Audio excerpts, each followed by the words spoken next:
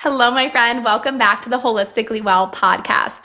Today's episode is one I know so many of you have been waiting for. In fact, I was just telling our guest today, Allison, that I had a past patient specifically ask for this episode. So we are talking all things VBAC preparation. So that means vaginal birth after cesarean, if that's a term that you're not quite familiar with. So we will be going over how to prepare your body, your mind, and your support team for a vaginal birth after a cesarean delivery. This topic is close to my own heart because I know so many women who have experienced a C-section and just feel at a loss. They feel like their only answer is a repeat C-section, or they feel scared by a vaginal delivery after having gone through a cesarean section. And so today's conversation really is all about empowering you to help you unpack this. I am joined by Allison Champ. She is a doula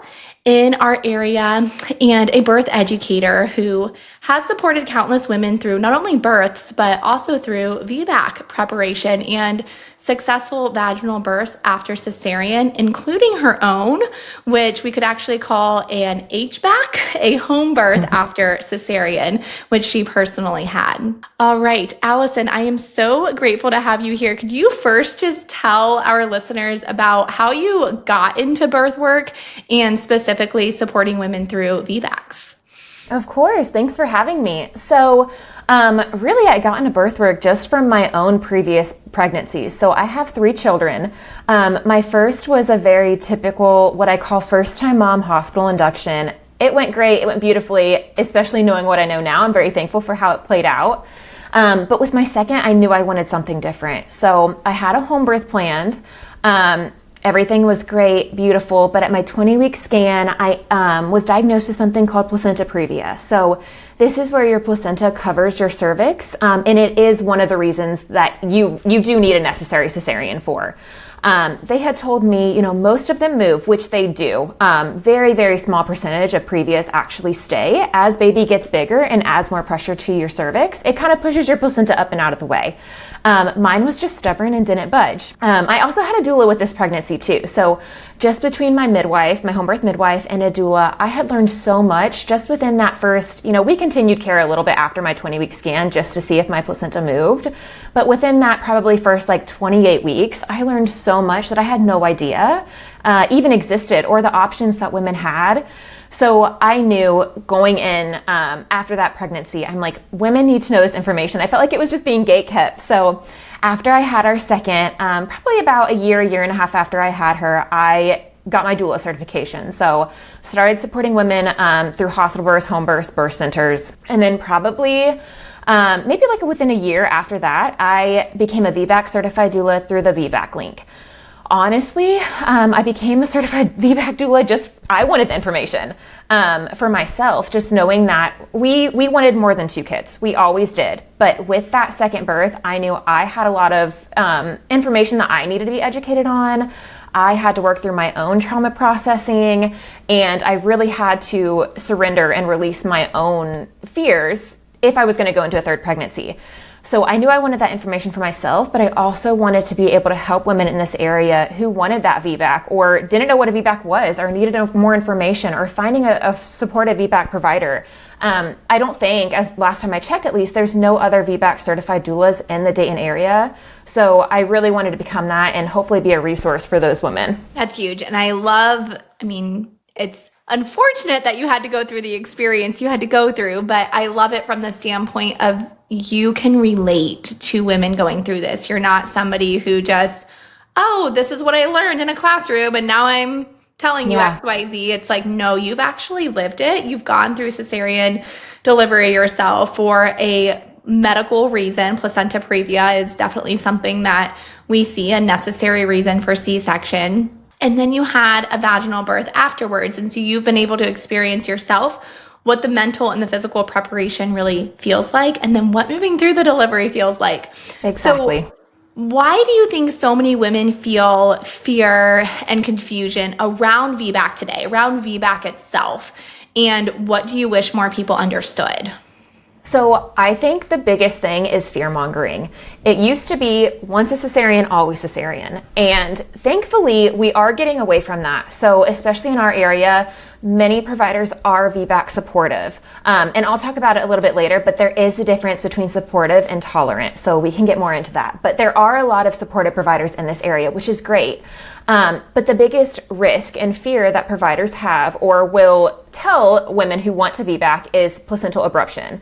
And it is scary and it can be life-threatening, but they don't give statistics to go with that. So the statistics of having a placental abruption is at 0.4%. So that's 1 in 240 women that can occur to. And what that looks like is you have a higher risk of having some sort of injury with a repeat cesarean than you do for placental abruption. So a risk for a repeat cesarean is a 1 in 50 chance of having some sort of injury to yourself or to your baby. So comparison of 100 or 1 out of 240 and 1 out of 50, that's a really big difference that providers are not telling you. And what I like to say about placental abruption is even though, like I said earlier, it can be life-threatening for you or your baby, there's almost always signs beforehand that this is kind of what we're moving towards. Providers make it sound really scary that, it needs to happen right now. Like we need to go back for a C-section, and put all these scary thoughts and terms in your head. But really what we can see before an abruption is mom's vitals change. So maybe her blood pressure is changing, maybe her heart rate is changing. We also see signs with baby. So baby's heart rate either likes to stay really high or it'll start having a lot of different variables. We see that baby station changes. So I'm all for you have as many cervical checks or as little cervical checks as a mother wants during labor. It's totally up to them. And we talk about maybe when a good time to receive one is versus a time maybe you'd want to pass. But I do recommend for VBAC moms to have a limited amount of checks throughout their labor just to check progression. Not that it has to be on a time clock, but what we can see is if you have a cervical check and your baby is at a +2 station, which is really great. That means baby's really nice and low, and then nothing really happens for 3, 4, 5 hours, and you're like, okay, let's just have another check. And we see that baby is kind of recessed back up into the birth canal. Maybe they're at a -1 station. That can kind of tell us, oh, baby, something's happening. Baby's trying to move away from that, okay? We can also see signs of pain in between contractions.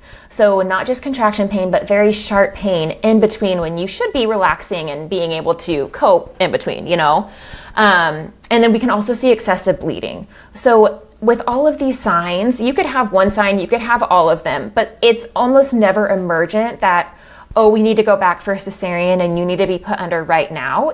If you don't have an epidural, there should still be time to receive an epidural so you can be awake for that cesarean. So yeah, I just wish more people understood that a VBAC comes with less risks than your actual cesarean does. A repeat cesarean can come with risks of, organ injury or scar tissue pain in the future pregnancy complications. Your baby can have their own risks, such as a lot of babies born through C-section may need respiratory help after, and they can also be injured through the surgery as well. Majority of women do have successful VBACs, uncomplicated VBACs. So I think that it's just very important that providers give actual statistics and information and not just fearmonger into what could be. I think that's absolutely huge. I mean, you're exactly right. We hear about the risks associated with VBAC itself, but never about the risk of repeat cesarean sections. And so for women to understand, this is a very safe and valid choice. And to then understand, okay, yes, there are risks. There are inherent risks no matter which way we birth. There are inherent risks with vaginal delivery, with cesarean, with VBAC, no matter which way you look at it, there's going to be risk. But it's looking at what is your risk comparison. And in this case, it's actually less risk involved for a VBAC typically than for a repeat cesarean. And to your point of there are usually warning signs, that is also very interesting because to the point of you choosing a home birth after cesarean, I think that is also something that concerns a lot of people. But to your point that there is warning signs, it's usually not something that is this quick, abrupt emergency, which is what a lot of people envision, but that if you have a trained midwife and trained providers working with you and they know what to watch for, they know what warning signs to see to then transfer if a transfer is necessary. Exactly. Yep, for sure. Awesome. Well, let's jump next to healing from a prior C-section, because before we even dive into going on to go for a VBAC, what should somebody implement after going through a C-section to optimally prepare her body for any future pregnancies that she's hoping to end in a VBAC? Yeah, so the very first thing I recommend is emotional healing. This is really, really, really important. And honestly, like no matter what kind of birth you want after, with any type of birth you have, even if you don't want any other kids, but especially for VBACs, working through how your birth played out and why it played out that way is really important, only because we want to go through this pregnancy with as much trust in your body and as much understanding with what happened previously this time around. So we don't want labor to begin, and even though you feel like you've coped with whatever happened in the past, those emotions and those feelings are always still in the back of your head. So the moment labor starts, we don't want those to start creeping up when this is a time that you should feel very prepared and confident and ready for. So I always recommend working through that, and I think we'll get back into that a little bit more later. So I'll give examples of how to do that. Other steps I recommend is scar massage. So as soon as you feel ready, this can be within the first few weeks, starting to massage that incision, which can come with fears of its own and emotional processing of its own. So it's okay if that takes time. I always recommend starting very gently. So you can be as gentle as you want, use some sort of natural lubricant, even coconut oil, and just very gently rub on that incision and that scar tissue. It can be for 10 seconds. If every other day you get a second longer and that makes you feel better, awesome. And then whenever you feel ready, you can start to get more firm with it. And this is where I recommend pelvic floor therapy. Not only can you do your own massages, which like YouTube and things like that have really great videos for starting at home, but pelvic floor therapists can help with cupping and dry needling to, one, help prevent scar tissue buildup, and two, maybe you're like, oh my goodness, I'm 3 years postpartum for my C-section. I had no idea I should be massaging my scar. What if I have this tissue? Then that cupping and dry needling can really help break down that tissue that's already there. The reason we want that is because your placenta likes to adhere to scar tissue. So if your placenta does attach to that previous scar tissue, that is a reason that we would probably look into another C-section, just because you could have a risk of what's called a creta, which is where your placenta really kind of adheres more tightly than we want, and it doesn't want to come out naturally post-birth. You're dropping so much knowledge. I love it. Well, good. I'm glad. And then pelvic floor therapists can also help with breathing techniques, pushing techniques as you get closer to labor, and it's also a great resource to have on hand for postpartum. I also recommend chiropractic care for body alignment, which is super important for VBAC moms. And then I also recommend massage therapy. Find a good prenatal massage therapist, not only again for body alignment, but just for relaxation and self-care. Well, you're speaking my language from the pelvic floor physical therapy point of view, as you know. So I'll touch just a little bit more on that angle for post C-section mamas. I love seeing them around 4 weeks postpartum. And so, if you are well beyond that, that's totally fine. But in an ideal case scenario, we're seeing you at about a month postpartum, and we can start working around the scar tissue. And we get in there at different angles, because when a C-section occurs, you are cutting through 8 layers of tissue. So a lot of times we just think about the healing of the external layer, the skin, and what that looks like. But beneath the surface, as things heal and reseparate, we can have scar tissue through all 8 of those layers. And that doesn't mean that it's sitting directly beneath your skin scar incision, because as those layers heal, they can kind of separate and be at different angles. And so when I'm palpating a mother's abdomen, I'm feeling for those different layers. And then as she gets further out post-delivery, we can do dry needling where we angle in and we can go 2 to 3 inches beneath the surface. And that is huge, because when we're saying massage, you're getting those more surface layer tissues, but you can only go so deep with your external touch. And so dry needling is a fantastic tool. And then she also mentioned cupping. Cupping is great because we can use suction to increase blood flow through those different layers as well. But dry needling is by far my favorite tool for those mamas further out. And when I say further out, we just need to see that that scar tissue has fully healed. So usually we're not doing dry needling before 6 weeks post-delivery, just to ensure that everything has healed up really nicely. But I will have patients who are 5 or so years postpartum and have never addressed their scar tissue, and who come into PT and we can work on it. So I also want you to know it's never too late to work on that scar tissue. And then the last thing I'll say about that is oftentimes mamas have a hard time being firm enough on themselves. So you talked about kind of the light, gentle massage with an oil to start. That can help the skin heal too if you use vitamin E oil or coconut oil. And it's more of a nervous system relaxation and mom reprogramming her touch to be able to accept touch to that area, right? So that a shirt laying against her scar, or pants laying against her scar isn't irritating to her. She can also use different materials to rub on the scar tissue to desensitize it to touch. But then when we're getting into it, I will have comments from patients all the time of, oh my goodness, I've never been that firm on it, or I've never gone that deep. And we will actually feel those adhesions breaking up.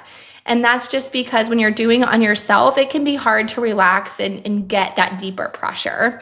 So also just knowing that there are so many benefits to letting somebody else kind of get in there and work through that scar tissue for you.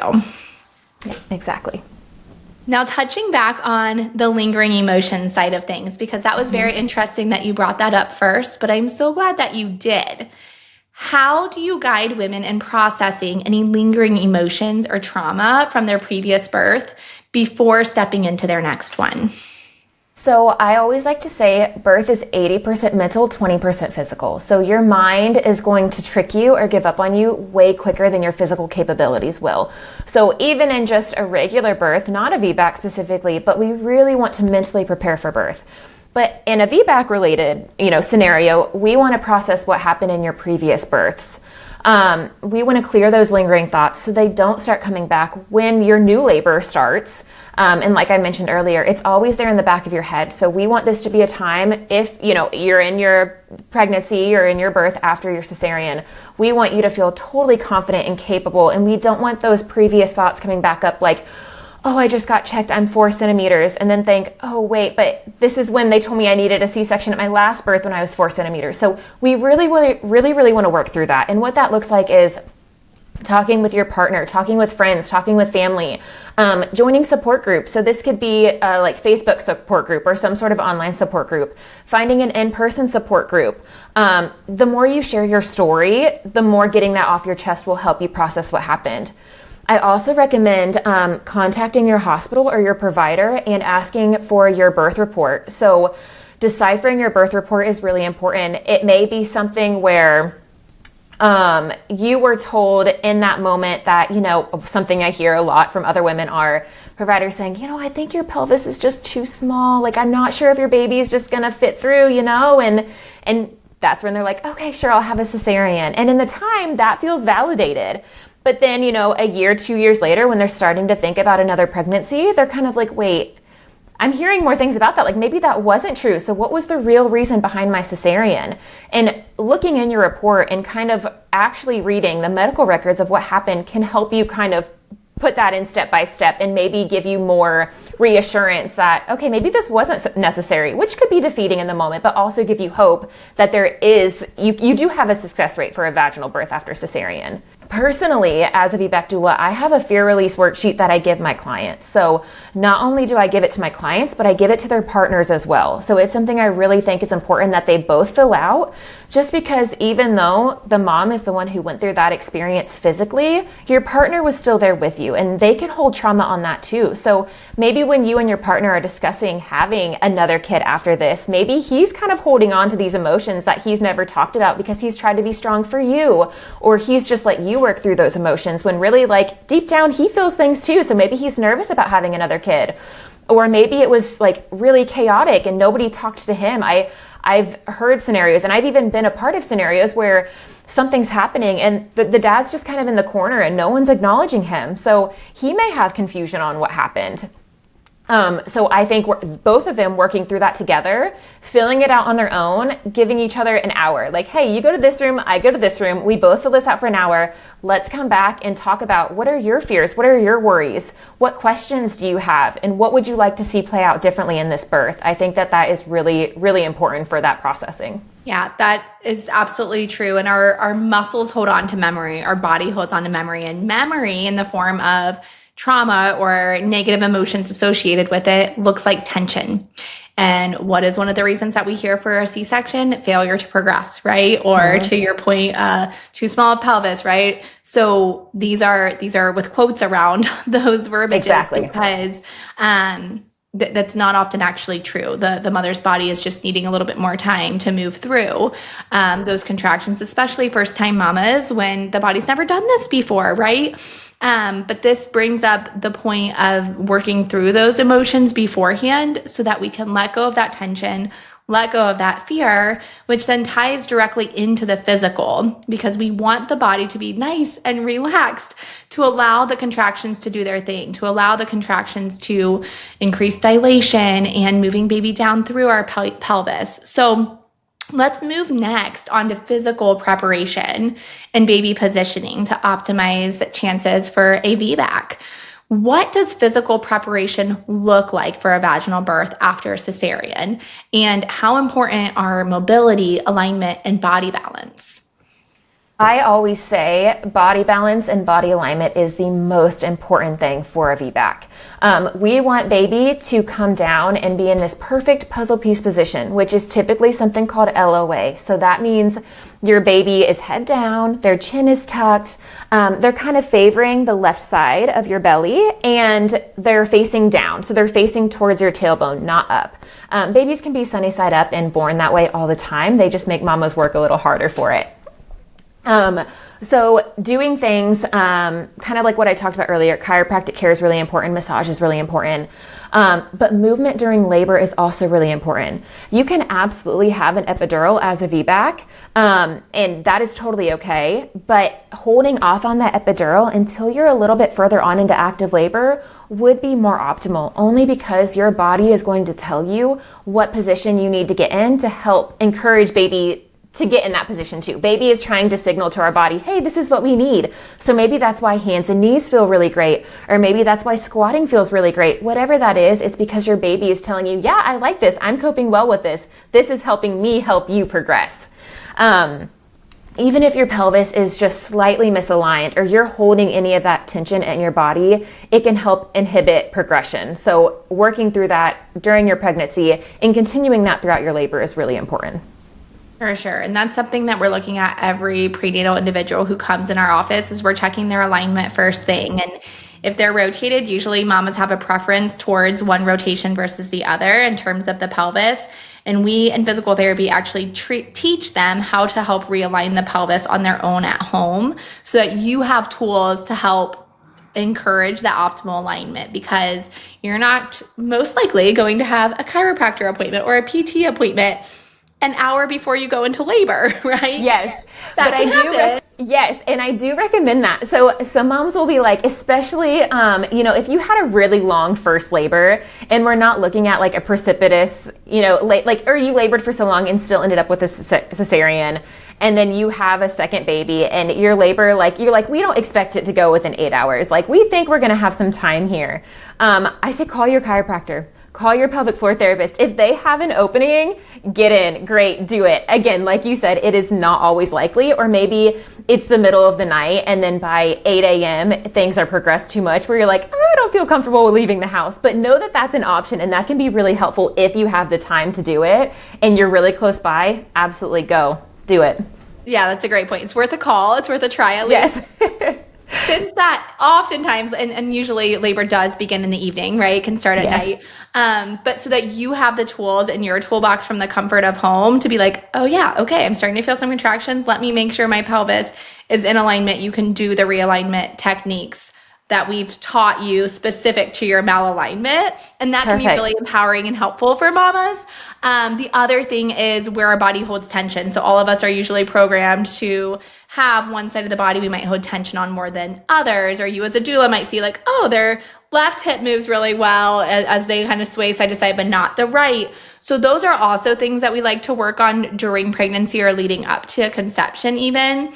And you can use things like a massage ball, a myofascial release ball, even like a tennis or lacrosse ball to help massage those trigger points or those areas of tension to help restore that body balance. So definitely recommend the providers as she discussed, but also really my goal as a physical therapist is to give you tools back into your toolbox so that you can intuitively feel in your body when an area is tight or is malaligned, and then implement things at home or during early labor to help support body alignment and positioning, because that's so important, and the body shifts and changes, and we want to make sure you have the tools that you need at home to support that. I didn't even realize that you gave that information, so I love that they're able to go home and do that, or they can coach their partners through kind of what you have coached them to work through, so they have someone else being hands-on with them. But I love that you offer that too. That's great.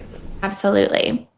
So what are some practical movement or positioning strategies that you encourage as a doula to help baby find the optimal position for birth, that left OA position that you mentioned? So the most simple thing I recommend is stretching. So end of the day, put on your favorite TV show, your favorite podcast, whatever that is, and just stretch. Even if you're early on in your pregnancy and your body feels pretty good, you're going to get to the end where maybe things get a little bit more sore or tender or uncomfortable. So really focusing on your back, your hips, relaxing your shoulders. Just start there. Get in the habit of stretching early on and making it a daily activity. The other most simple thing I recommend is just walking. Getting outside and walking. If it's too cold, go to Target, walk around Target, say, hey, I'm gonna do 5 laps, whatever that is. And then the other important thing is posture positioning. So we want to make sure that we are sitting in a way to encourage baby to be in an optimal position. So that means, everyone kind of has their favorite spot on the couch. So we sit on the left side of the couch, and every night we're like watching TV, kind of leaning over. Well, baby's going to start maybe getting in a funky position because they kind of get wedged in there funny. So something I recommend is if you have a stationary job and you're at a desk most of the day, bring in your birth ball or exercise ball and sit on that instead of your chair. Sitting on that will automatically make you sit upright because you have to balance, right? And then you can kind of sway and stretch your body as you feel comfortable to do. I also recommend having it at home for dinner time. Sit on your birth ball during dinner. If you're watching TV or doing things with your kids and watching them play, sitting on your birth ball just keeps you from being in that lounged position. Now, if you want to lay down and relax and watch your favorite show, laying in an exaggerated left side lie position is great. So you just lay on your left side, hike your right leg up as far as you can, put some pillows between your legs, and just hang out that way. Sleeping that way is also great. Other specific stretches you can do is cat-cow. You can do lunges, squats, psoas release. Any sort of hip stretches are great. And then I also really love to recommend the website Spinning Babies. This is a really great resource for those who don't know about it. They have a whole tab on daily activities. They have a whole section on optimal fetal positioning. So if you ever do go to an appointment and your provider kind of belly maps to get an idea of what position your baby's in, and they're like, oh, your baby's transverse or your baby's breech, or maybe they're just like a little funky in there. Nothing crazy, but just not perfect yet. Spinning Babies has every single position you can get in to counteract baby's position to hopefully help them get in that perfect LOA spot before labor begins. Absolutely. We love Spinning Babies and their recommendations here in our office as well.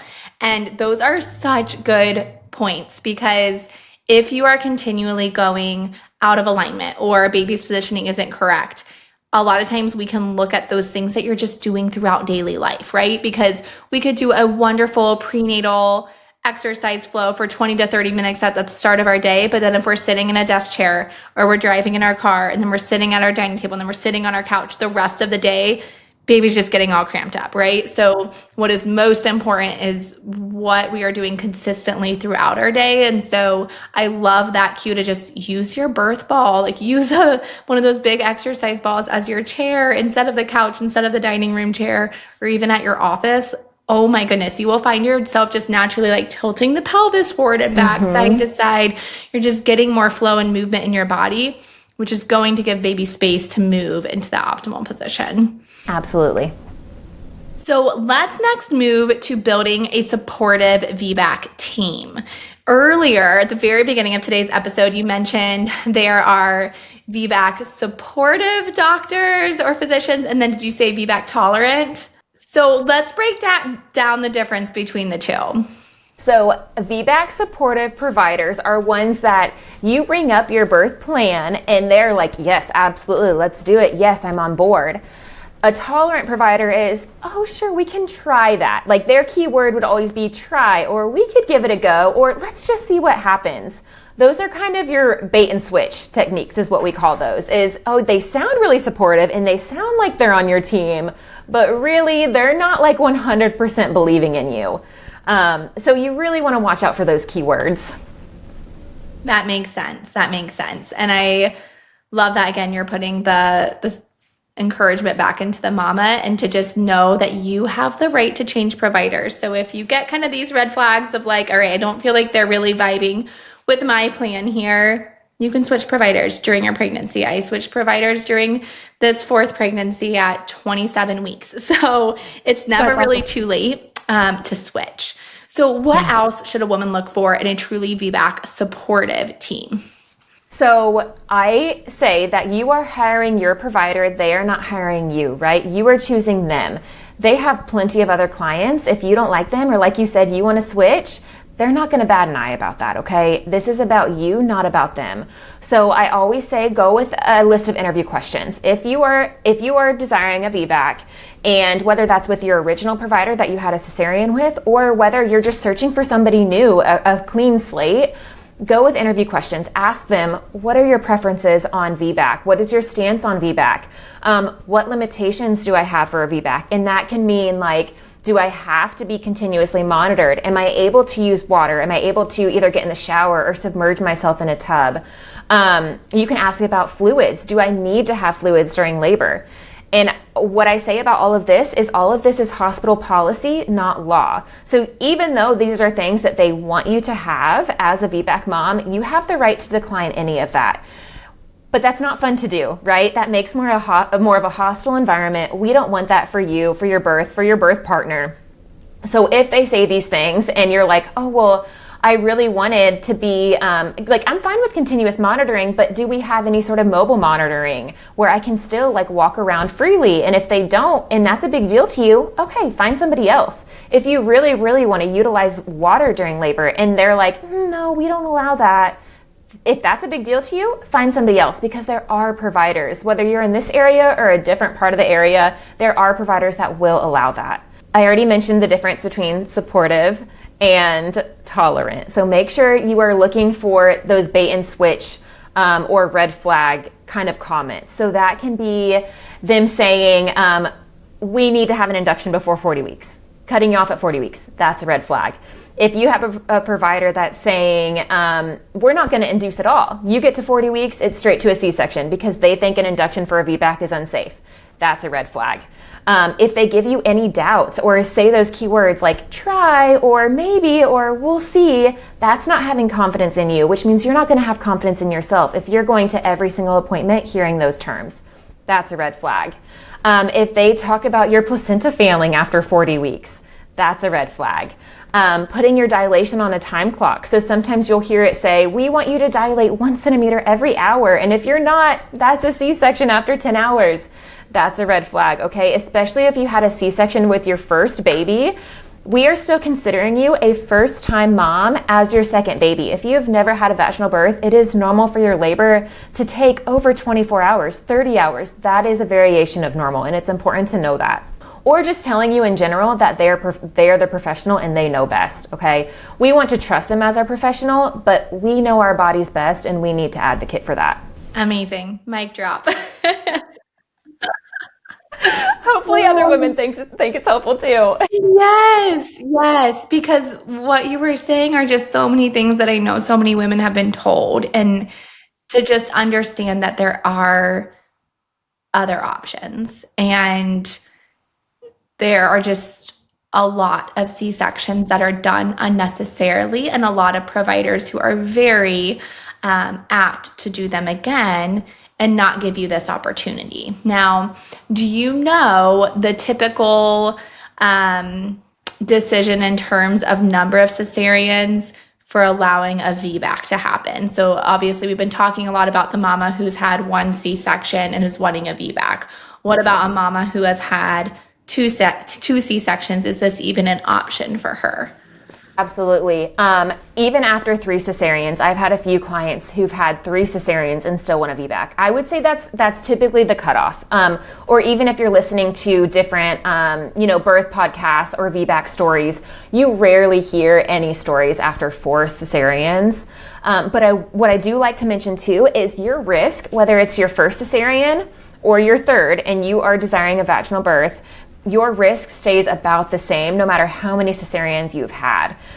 It goes up very, very, very minimal amounts each time. So there shouldn't be a provider that tells you, well, you've had 3 cesareans, you can't try for a vaginal birth because your risks are too high. No, your risks are almost the same as a mama who's had 1 cesarean. So absolutely, you can still try. Now, I will also say it could get harder to find that supportive provider. But again, there are providers, especially in this area. In the VBAC link, you can go onto their website and they have a whole list through the whole country of supportive providers in each state. So if you're looking for something like that, the VBAC link is a really great resource to find somebody who will be supportive of you. Amazing. Because I literally was having dinner with friends the other night and a mama had 2 C-sections and she was like, well, I could never do a VBAC. That's not even an option for me. And I was like, So this is very helpful information for women who want to choose a different path moving forward. And I will say it does take a lot of advocacy too. So making sure you have that supportive team, not just your provider, of course, but your partner, your doula, your family members, whoever you plan on having a tender birth, that they can also advocate for you and be that strength when you don't have it in you. Right. And I think the hard thing is so many women hear a lot of fear from their provider. And so if you're getting that, to find a provider where you feel supported in, and we want a provider that is going to, yes, be realistic and talk about the true risks involved. But again, there's risks either way.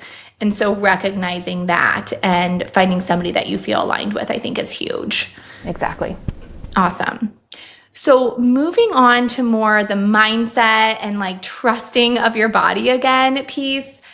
How do you as a doula help women release fear and rebuild trust in their body after a cesarean? And you personally, like how did you do this for yourself? Yeah, so like I mentioned earlier, that fear processing and working through those fears, me personally having that fear release worksheet, listening to birth stories. This is super, super, super helpful. Make sure they're positive birth stories. So podcasts I like to recommend are the VBAC link, their birthing hour, birthing instincts. It's not so much birthing podcast or like birth stories, but it's very empowering birth information to let you advocate for yourself and again, be aware of your choices. There's also a podcast called Down to Birth. So listening to these stories to give you that empowerment to be like, no, I can do it. Like, listen to all these other women who've had these successful stories.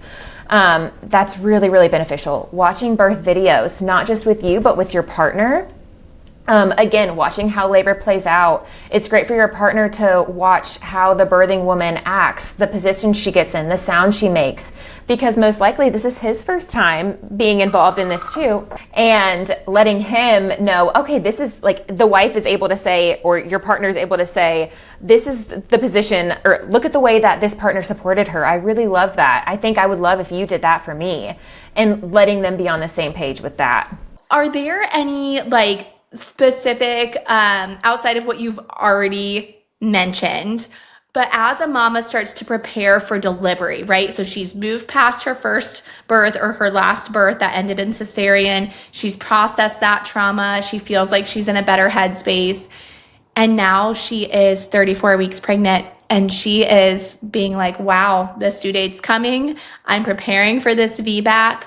What do you recommend at that point in her pregnancy for cultivating more peace during labor and delivery? Something that was super helpful for me is meditations and hypnobirthing. So taking time every day, every few days to have quiet time, whether that's in the bath or before bed or first thing in the morning, and putting on a meditation podcast. There's a few that I really, really love that are focused on birth that just gives you trust in your body. And it's very calming, and they're talking about, trusting your body and what your ancestors did, and just all of these things that just give you just peace. And you're not listening to any of the chirping in the background. It is just building trust in your body at this point. At 34 weeks, you have all the information you need, right? Like you have the information, you've done the research, you have your support team put together. Now it's just, okay, let's focus on birth. Let's focus on what's to come. The past is behind us. Envisioning your birth. So after that meditation, or during the meditation, closing your eyes, focusing on your breath, and just envisioning how you want your birth to play out, even if it doesn't play out perfectly. And I always like to say there's not a birth plan. Like everyone, it's great to have a birth plan, but I like to call it more of a birth map. So a birth plan sounds so like hard and set in place, but a birth map sounds more flexible. Very rarely does birth go to plan. So having this birth map is like, okay, we have our number one destination that we want to get to, right? So if birth is going beautifully and this is the way we want it to go, great, that's the road we're going to take. But if we need to change direction, if there needs to be a detour, we will still take as little detours as possible, but kind of envisioning how we would work through that too ahead of time. That will make that processing more easy in the moment. And also just focusing on your breathing. So while you're having that quiet time, laying your hands on your chest, just breathing, kind of letting your mind go nowhere, focusing on those breaths. And then besides that, kind of like what I mentioned earlier, just your daily like exercises, your daily stretching, body balance techniques. At that point, focusing on optimal baby positioning is best. Love it. That gives mama tangible tools as she's waiting for the arrival of baby, because for those who had a planned C-section for their last delivery and then they're awaiting baby's arrival for a VBAC the next time around, that is hard. Like the mental game of not knowing when your body's going to be ready, when baby's going to be ready, because that due date is just a guess date, right? Babies really can be born the 2 weeks before, 2 weeks after is, that 4 week span is the most common span of delivery for babies. And so really it's a whole month. It's your due month that you're looking at. And so that mental piece, to your point of being 80% of the game, I mean, it is so true, because it's so important to exercise that brain muscle. And so thank you for those tips. Yeah. Now, I am curious for you. So I mentioned earlier that Allison decided to do a HBAC, or a home birth after cesarean, for her third child. So she had had a vaginal delivery, then she had had a cesarean that was planned because of placenta previa. And then she really calculated the risks on her own and benefits and looked at different providers, and ultimately chose to go for a home birth after cesarean. Can you tell us a little bit more about that decision and why you chose home birth? Yeah, so like I said, with my second, I wanted a home birth, and it just didn't play out. So with my third, knowing that we wanted a third, I also knew I really, really, really wanted a home birth, but I knew it may not be an option for me. So before I even got pregnant, I reached out to multiple home birth midwives. Even though I already knew I would go with the same one that I chose the last time, I still reached out to multiple of them just to be like, hey, this was my previous history. Do you think home birth is safe? Like, am I a good candidate for home birth still? Because I'm like, if everyone says that I'm not, like, I don't know if I want that third baby. And that is not for everyone, but it was something that I just felt really called to, and I really, really wanted to experience. Not just for myself, but for my daughters too. I wanted my daughters to see what birth could look like. I wanted them to be involved. They were almost six and almost 4 at this time. So I feel like they would be able to remember this and see the strength that not only their mom has, but what they're capable of if they want children when they get older. So reached out to a bunch of midwives. Almost every single one said that, yes, you are a good candidate still. Your risk of previa or accreta happening again is so low. Even as a VBAC mama, like, you are absolutely still able to. I also reached out to Dr. Stu Fishbein from the Birthing Instincts. I reached out to some other providers. Like, I just wanted, it's like, no, I couldn't get enough of the yes answers. I'm like, I need this to be certain. Even though I knew that wasn't the case, like, it gave me more confidence and validated my decision. But in between there too, it took a lot of processing on how badly I wanted the home birth the time before that and not getting that.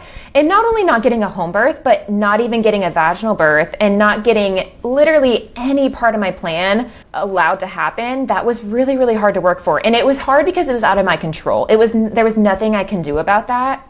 So I just really had to find peace with, this is the way my baby was supposed to be born. And if we do decide that we want a third kid, I really, really have to surrender to that. And just say, hey, I have all the resources I need. I'm going to do everything I have to do in order to achieve this VBAC, which was chiropractic care. I never had chiropractic care with my first 2 pregnancies. I saw a pelvic floor therapist. I never saw a pelvic floor therapist before this. I did exercises during pregnancy, and I really focused on my protein and health. And even though I was mindful of that in my previous pregnancies, like, I made sure that I was doing this every single day, because I just wanted to be able to look back at my birth and say, I did everything I could. And if it didn't play out that way, I still just wanted to have that reassurance and hopefully less trauma than I did with my last. So yeah, just working through that and in my mentality, and having my husband be on my side and super supportive during that pregnancy and birth made a huge difference. Amazing. Well, thank you for sharing your story, because I think, again, not only did we get to hear from you today from a professional lens as a VBAC certified doula, but I also really wanted to bring in your own personal story and your own thought processing and decision making, because like I said before, that's huge when you have personally gone through it. And so you've experienced the emotions that go through making those big choices. And I get that of like, you can't hear enough yes or enough of that like positive reinforcement. So yeah, if you need a VBAC cheerleader or an HVAC cheerleader on your team, Allison is your girl. She is awesome from a professional and then a personal standpoint in that. So Allison, thank you for coming on today and joining us. Now, can you tell listeners where they can find you, where they can learn more from you if they are interested in diving deeper into all things VBAC? Yeah, so I have a Facebook. It's just the Minimalistic Doula, as well as an Instagram. It's the mini doula, the Minimalistic Doula. And then I also have a website, theminimalisticdoula.com. And I am currently working on a VBAC comprehensive course. So I will be offering an in-person course probably in March. That's my goal. So if you follow my socials, you can look for when that will be released, and hopefully I'll have a date within the beginning of the year. But like I said, I'm also working on that online course. So hopefully that will be available within the next few months.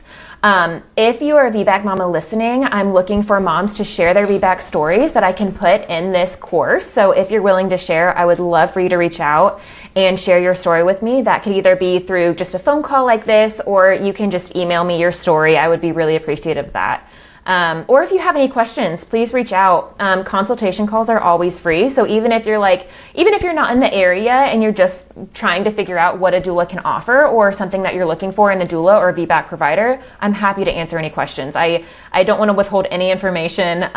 This is stuff that I want moms to know. So no matter if you're even pregnant now, if you want questions beforehand, I'm happy to answer anything you have. I will drop that information in the show notes for today's episode. Cannot wait for you to release the VBAC specific course. I have sent patients your way who have placenta previa themselves, and I'm like, Allison is your girl because she's walked this path too. And so it's just so nice to have you as a resource. And for mamas wanting to physically and mentally prepare their body for birth, please know that the Holistically Well pregnancy is also available for you. So that is my online program to support your body throughout pregnancy for many of the body balancing exercises and tension relief exercises that we talked about. Whether you're preparing for a VBAC or your first birth or another vaginal birth, that is there for your mobility, nervous system, and physical plus mental support. So thank you so much for joining us today. Until next time, take care and be well, because thriving even through birth really is the new normal. Until next time.